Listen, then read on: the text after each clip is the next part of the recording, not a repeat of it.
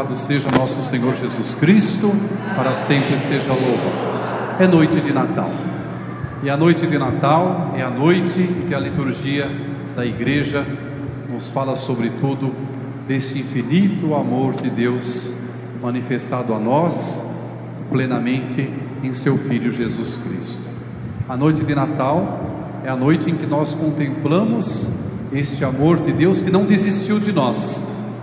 Um Deus que por amor corre ao nosso encontro e não quer que nenhum ser humano caminhe pelas estradas escuras, pelas trevas do mundo, mas quer que nós caminhemos à luz.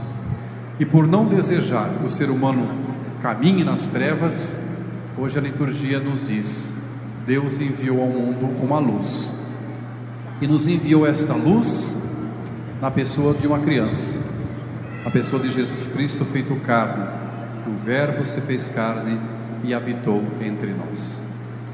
As trevas, símbolo da escuridão, do olhar turvo do ser humano, já nos falou hoje o profeta Isaías na primeira leitura. O profeta Isaías, lá no final do século VIII antes de Jesus Cristo, sendo profeta em nome de Deus no meio de um povo, o profeta então vai anunciar, já antever na sua visão de fé, o momento em que Deus vai realizar a sua própria vinda como luz no meio do seu povo.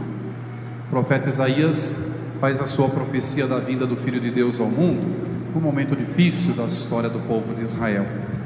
Era rei de Israel o rei Ezequias, e a nação de Israel estava sendo ameaçada por uma nação vizinha chamada Assíria. O profeta então convida o rei a confiar em Deus enquanto proteção do seu povo. O rei não dá ouvidos ao profeta, prefere não escutar o profeta, prefere fazer aliança política com os amigos vizinhos. O rei Ezequias então vai fazer uma aliança com o Egito, com a Fenícia e com a Babilônia. Se juntam para enfrentar o inimigo, a Assíria. Mas essa aliança não dá resultado. A Assíria é muito mais forte do que até mesmo as outras quatro nações juntas. E o pior acontece: a Assíria invade Israel, invade a cidade de Jerusalém e destrói praticamente quase tudo, e lança o povo numa desgraça total. O profeta Isaías vive nesse tempo, e a partir daí então o povo de Israel passa a pagar os pesados tributos que a Assíria impõe sobre eles. O profeta Isaías, vivendo nesse tempo, então diz: o povo agora caminha na escuridão, o povo agora não tem futuro. Nesse momento olha para o futuro sem esperança, sem nenhuma certeza. A única certeza são as trevas. Mas o profeta diz: virá um momento que o Senhor vai enviar a sua luz, e o povo de Israel sairá, destas trevas e verá a luz de Deus. É o anúncio da primeira leitura. A primeira leitura é o anúncio do profeta Isaías. Deus se fará presente no mundo, Ele mesmo, e Ele vai conduzir o seu povo para que o seu povo não caminhe na escuridão. A leitura do Evangelho que nós acabamos de ouvir nesta noite de Natal é o cumprimento da profecia de Isaías. São Lucas narra para nós o momento em que isso acontece, o momento em que Maria dá a luz ao Cristo Senhor, o Salvador. Era a noite fria de Belém. Vocês ouviram o Evangelho. Naquele tempo foi decretado um recenseamento. Quirino, governador da Síria, por ordem de César Augusto, decreta então o recenseamento. Naquele tempo o recenseamento era feito de uma maneira muito diferente dos nossos dias. Hoje, quando o governo vai fazer um recenseamento de tempos em tempos, ele manda lá alguém à porta da sua casa, por amostragem. A pessoa se apresenta e eles fazem lá uma série de perguntas e levantam os dados necessários. Naquele tempo não era assim. A pessoa tinha que voltar à cidade, origem da sua família. Isso quando a gente fala em relação aos homens, Os homens tinham que voltar ao local da onde a sua família tinha se originado. José, diz o Evangelho, era da descendência de Davi, do rei Davi, e o rei Davi tinha nascido em Belém. Então José tem que deixar Nazaré, tem que se deslocar até Belém para poder então cumprir o ordenamento da lei, fazer o recenseamento da sua família. E Maria o acompanha. Quando chega em Belém, se completam os dias da gestação.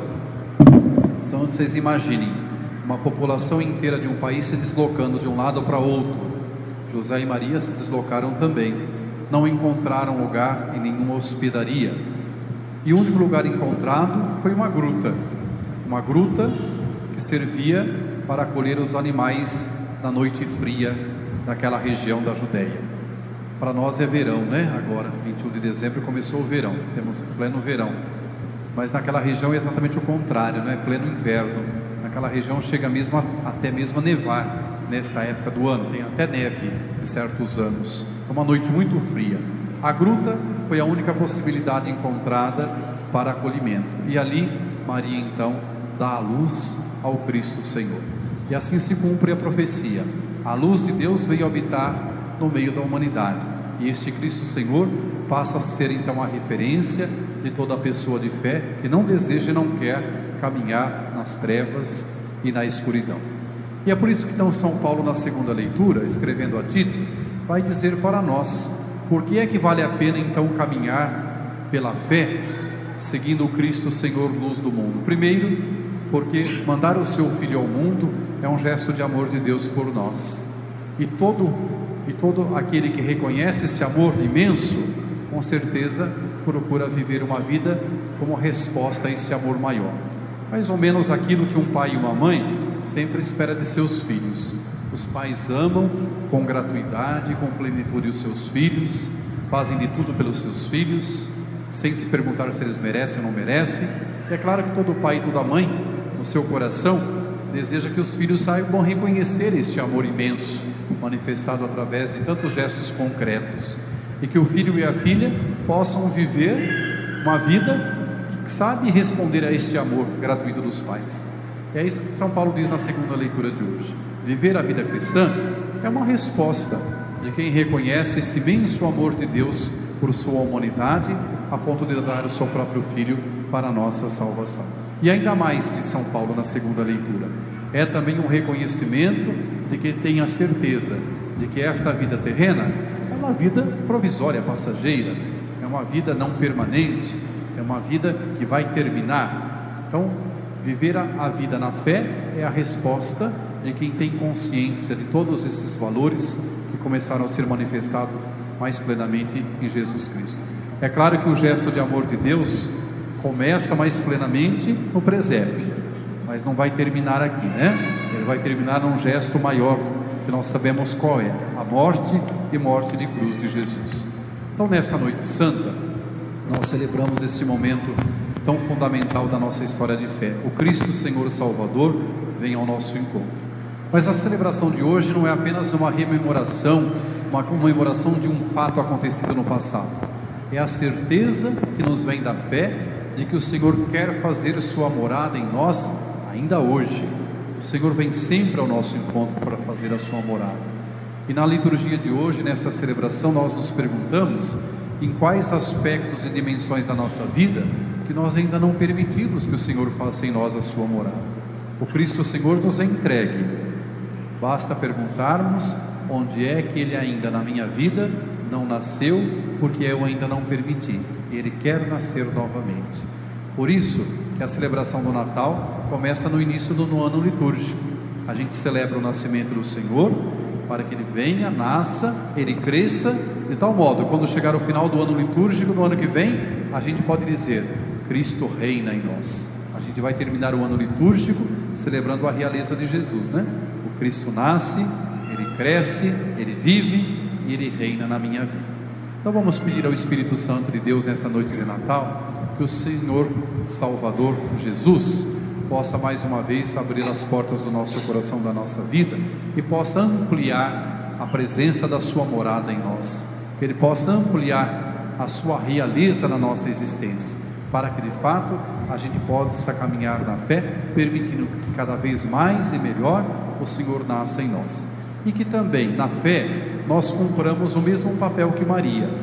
Maria gestou Cristo e o deu ao mundo. Assim é o papel de cada cristão. À medida em que a gente vai permitindo que Cristo nasça em nós, a gente vai gerando este Cristo e vai fazendo com que Ele nasça também em tantos gestos concretos que nós podemos realizar neste mundo, levando a todas as pessoas e lugares que ainda não o têm.